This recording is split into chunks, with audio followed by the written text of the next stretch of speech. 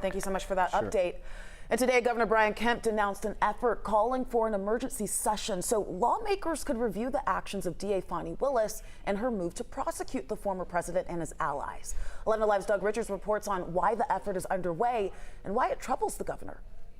State lawmakers rarely convene special sessions of the General Assembly, but one Republican lawmaker is beating a drum to make that happen now. First and foremost, my first priority would be defunding Fani Willis of Georgia tax dollars. Republican Senator Colton Moore says Georgia lawmakers need to act now to stop Fulton County's prosecution of former President Trump. We have a rogue district attorney who is acting like a fascist. Moore has amplified his call on social media, posting phone numbers of some fellow Republicans. Colton Moore deserves thanks and congratulations. And getting an online boost from the former president. To fight the radical left lunatics. But Moore is also getting a firm no from his fellow Republican, Governor Brian Kemp. And in Georgia, we will not be engaging in political theater that only inflames the emotions of the moment.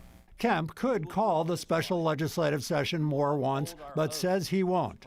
He says Moore's effort echoes the one in late 2020, when Trump and others were challenging Georgia's election results, and Kemp declined to play ball. Kemp says Moore's effort has resulted in threats to lawmakers. I know full well about threats. You know, my family and I have been dealing with that over the last 3 years, so I understand how a lot of the legislators are feeling right now. It is wrong. People are being threatened.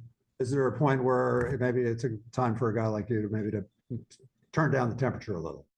I mean, I'm being threatened too. I mean, we're in a constitutional crisis in this state. Kemp says Moore's effort could politically harm Republicans in the next election. He also says he's asking the GBI to investigate threats against lawmakers. At the Capitol, Doug Richards, 11 Alive News.